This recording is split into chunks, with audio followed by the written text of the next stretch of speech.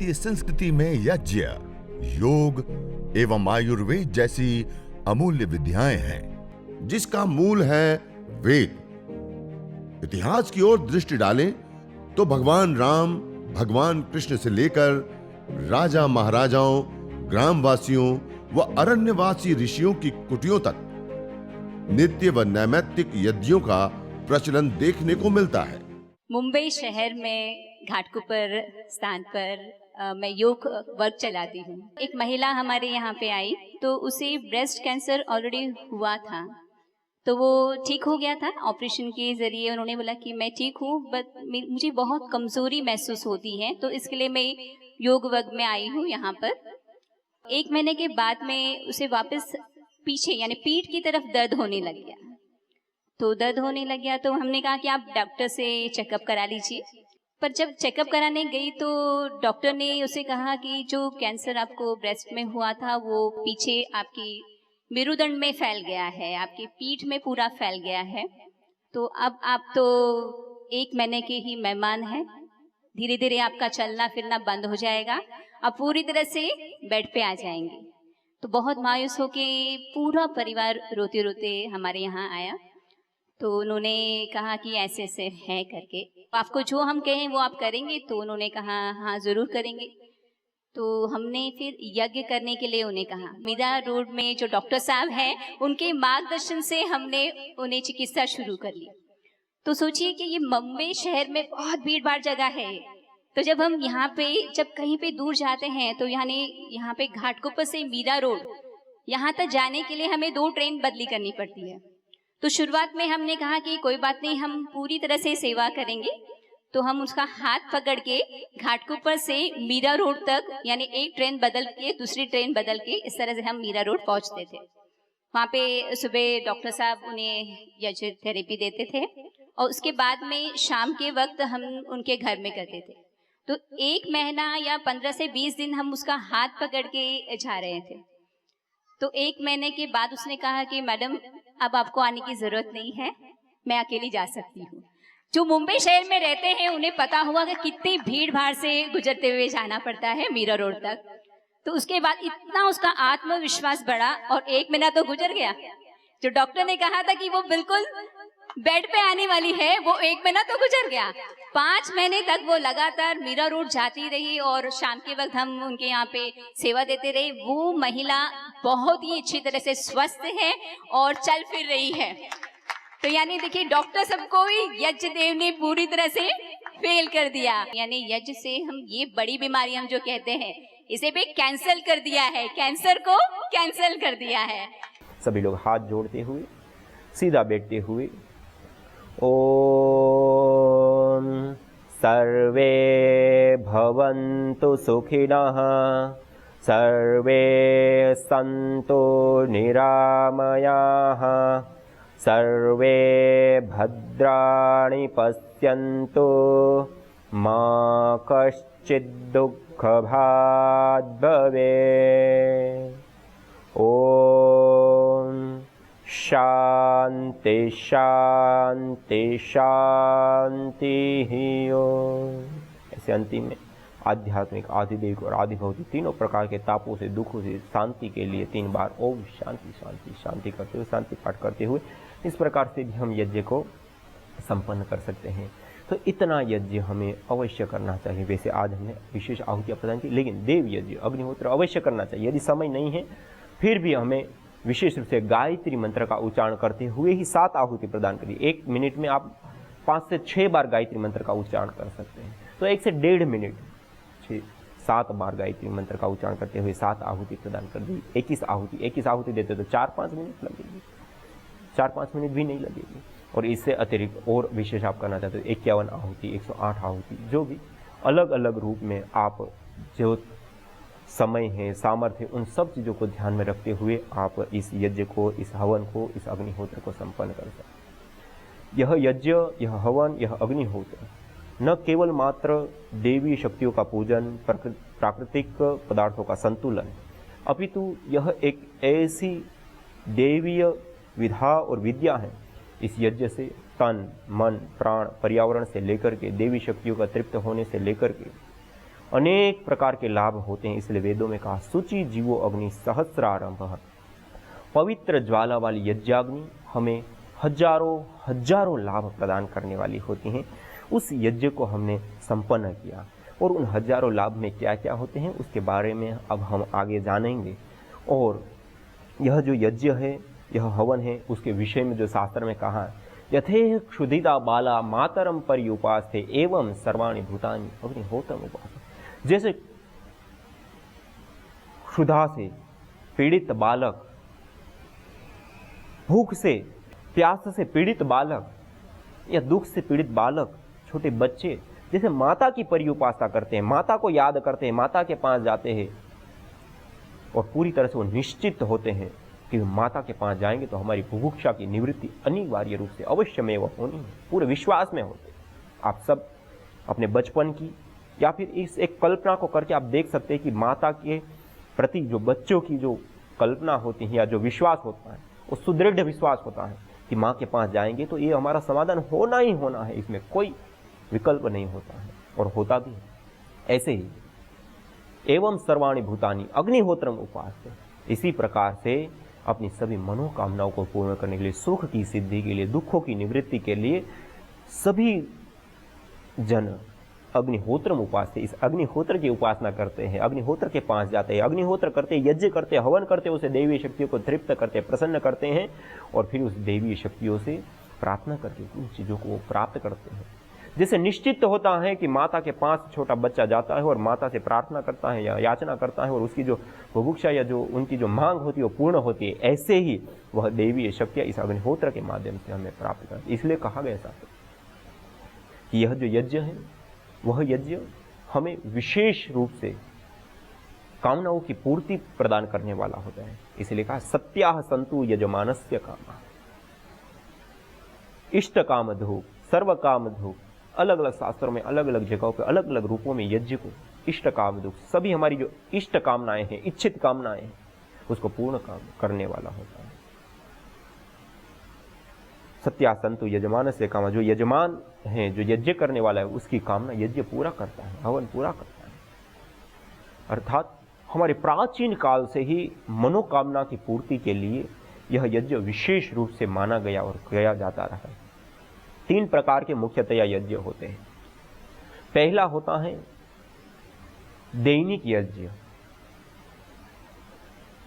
नित्य कर्म के रूप में जिसको बताया, वह होते हैं पंच महायज्ञ। दूसरा होता है नैमित्तिक यज्ञ, जो किसी निमित्त विशेष से किए जाते हैं।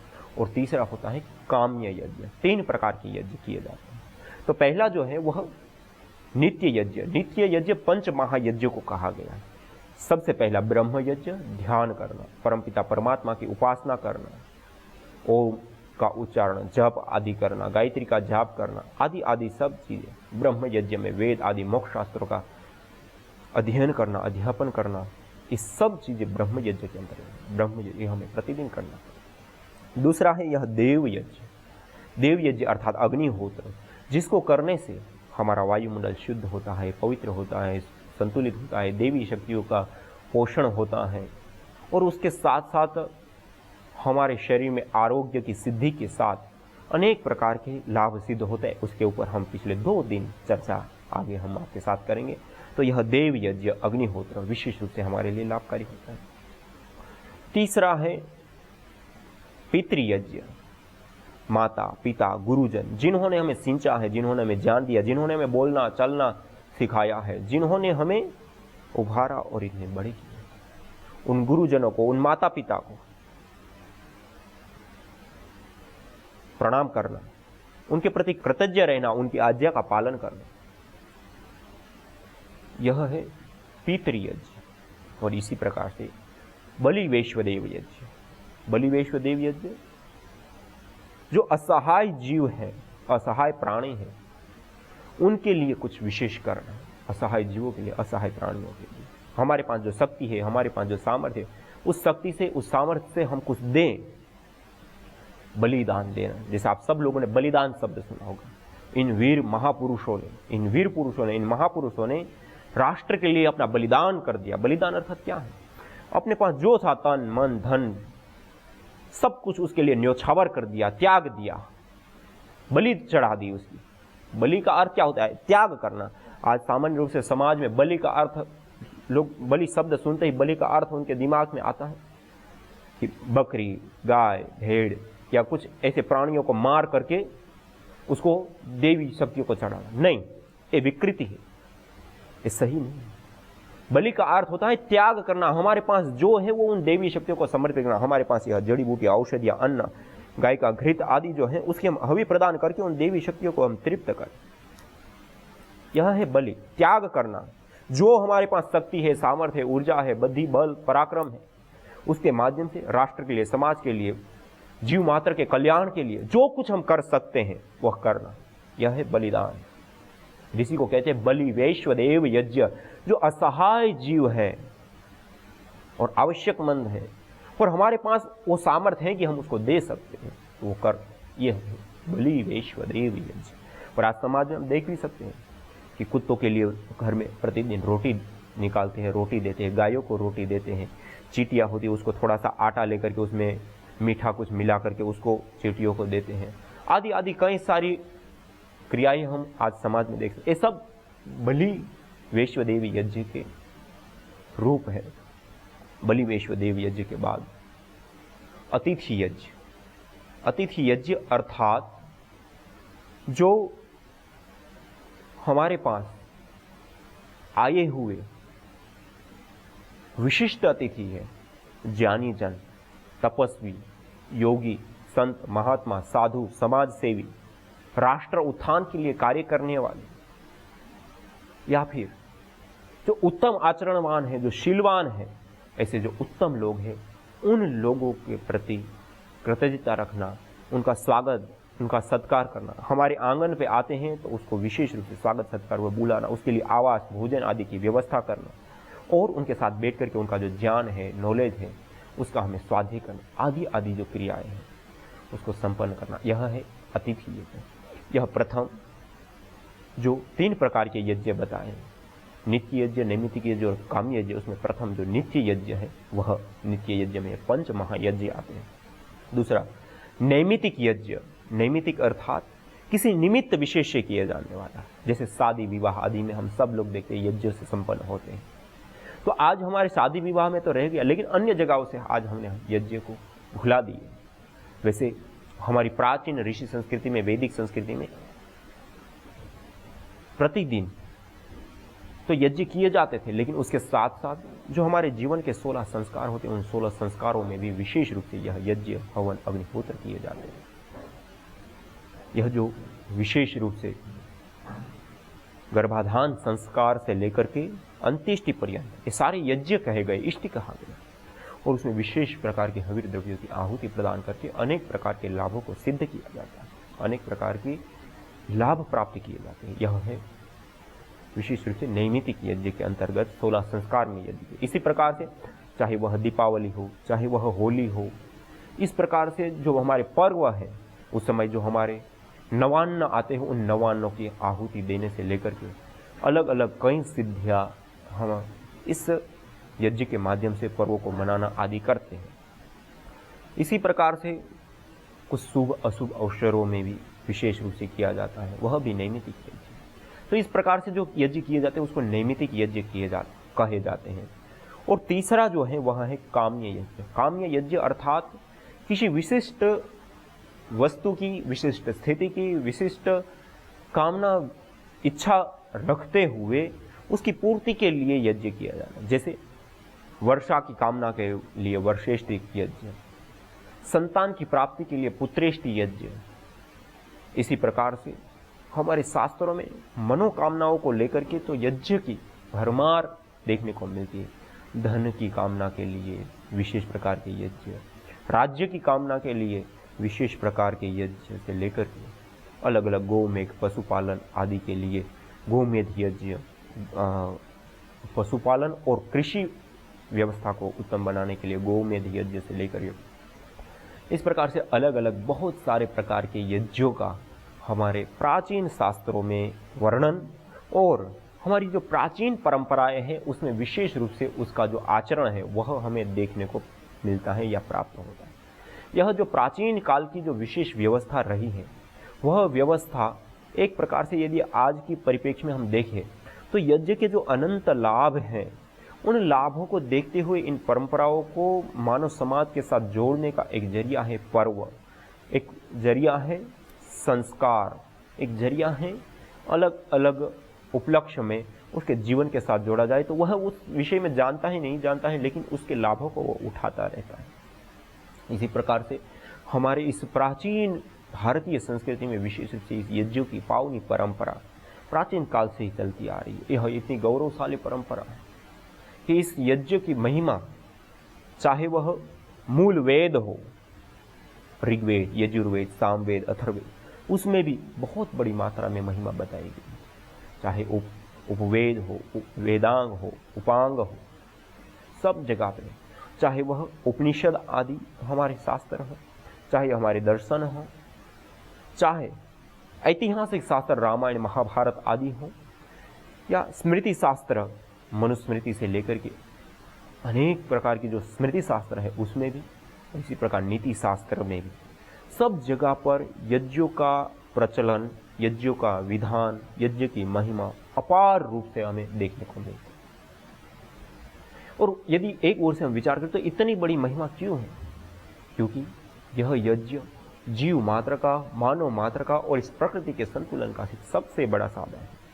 जिस प्रकृति के बीच में हम जी रहे हैं, जिन पंच तत्वों से यह प्रकृति और जिन पंच तत्वों से यह पिंड शरीर हमारा बना है, पंचभूतात्मक यह देह और पंचभूतात्मक इस ब्रह्मांड में स्वास्थ्य और संतुलन कायम करने की विधा और विद्या कोई हो तो वह यज्ञ, हवन, अग्निहोत्र। इसलिए कई सारे लोग सामान्य रूप से यज्ञ को संप्रदायों में बांटते हैं। ये हिंदुओं के लिए, ये एक वर्ग विशेष के लिए, ये ब्राह्मणों का विषय है।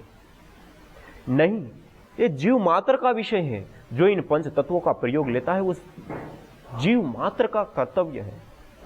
हम सब जीव मात्र एक ही धरती पर विचरण करते हैं, एक ही वायु के अंदर श्वास लेते हैं, एक ही आकाश के नीचे हम बसते हैं, एक ही जल का हम पान करते हैं।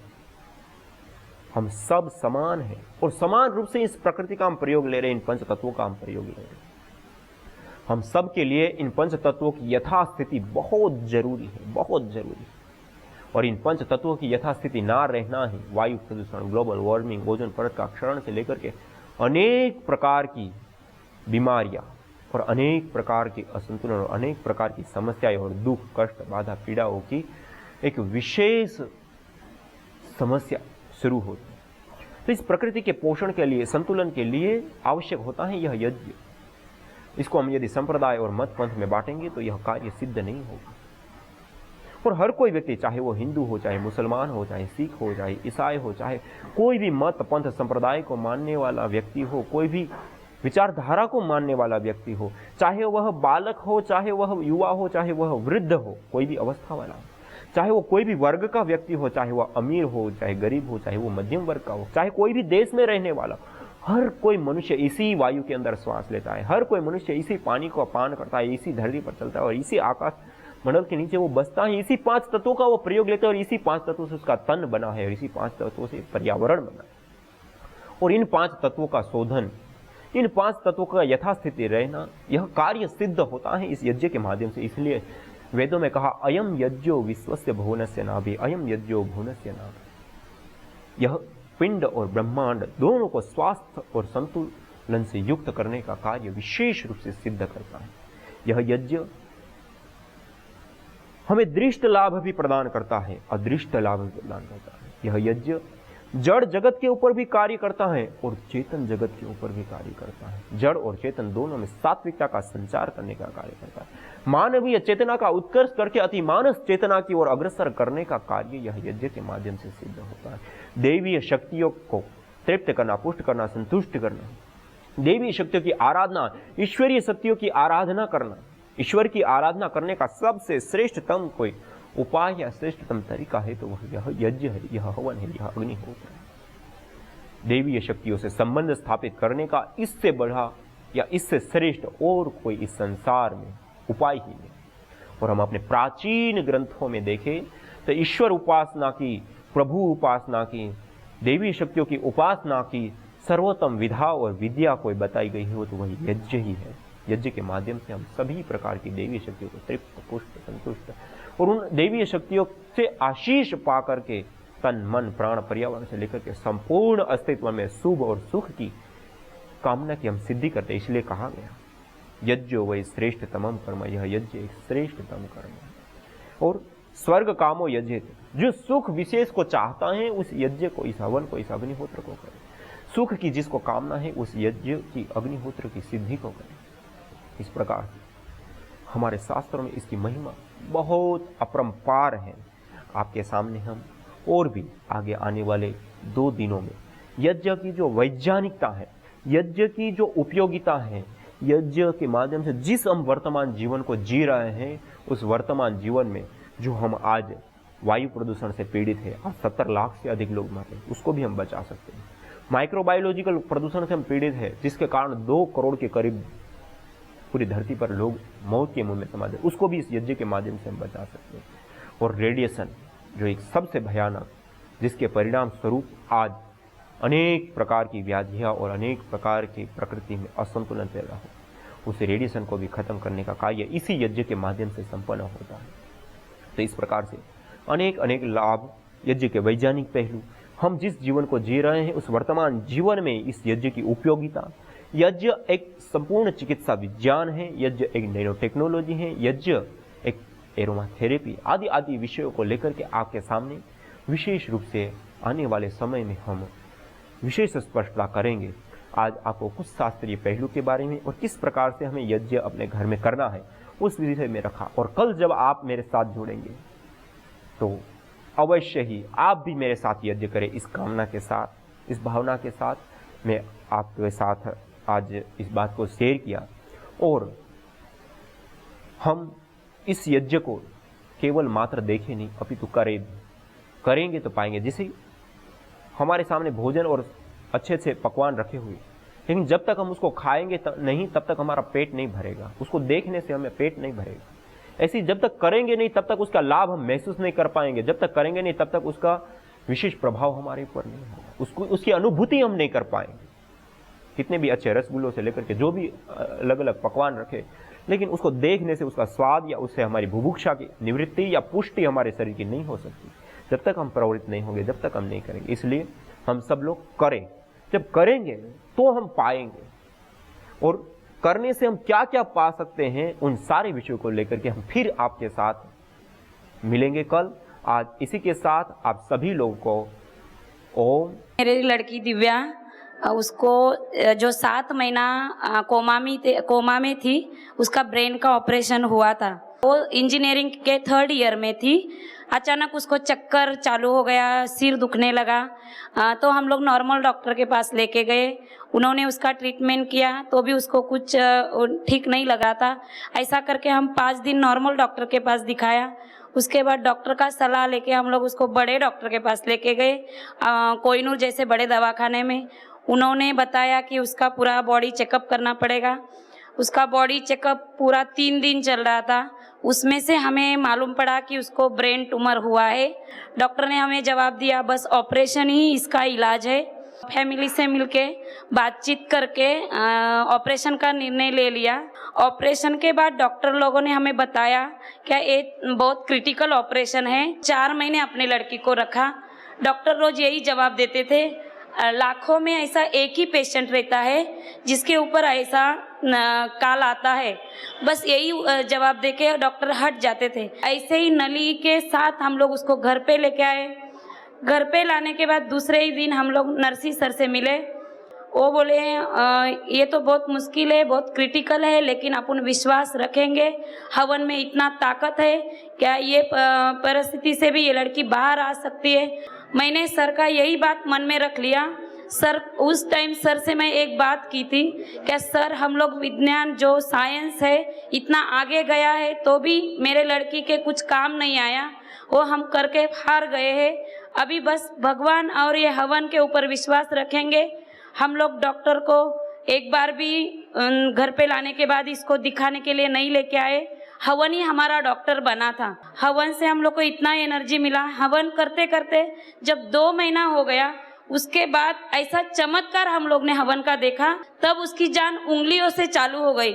उंगली का पहला उसका अंगूठा हिलने लगा। अंगूठे के बाद 4 दिन 5 दिन के बाद उसकी पूरा पैर के नसें हिलने लगी।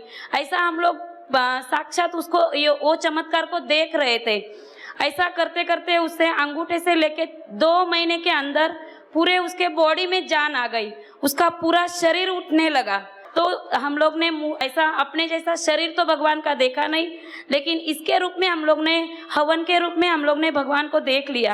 पहले बार उसका गले का ऑक्सीजन का मशीन निकालने हम लोग जब दवाखाने में 2 महीने बाद गए, 2 महीने बाद उधर जाने के बाद में डॉक्टर अपना उंगली मुंह में डाल के देख रहे थे। जब हम लोग 5 महीना कुछ नहीं कर सके, 2 महीने में अपने घर में ऐसा क्या कर लिया जो लड़की को खड़ा किया। जो दूसरे भी 2 पेशेंट है उनको भी ये रास्ता बता दो।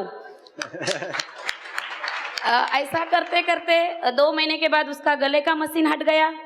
8 दिन के बाद उसका नाक का नली का जो खाना उसको खिलाती वो हट गया। 10-15 दिन में उसका यूरिन का नली हट गया। ऐसे करते करते उसकी नलियाँ 1 महीने के अंदर पूरी हट गई और मेरी लड़की पूरी तरह से हाथ से खाना खाने लगी। यज्ञ भारतीय संस्कृति का मूल है। तो आइए हम संकल्प लें, संसार के श्रेष्ठतम कर्म यज्ञ को अपनाएं। पिंड और ब्रह्मांड में संतुलन कायम करने वाले यज्ञ को अपने जीवन का अभिन्न अंग बनाएं एवं प्रकृति मां के प्रति अपने ऋणों को अदा करें। विश्व स्वास्थ्य का एक नारा, यज्ञ से होगा जग उजियारा।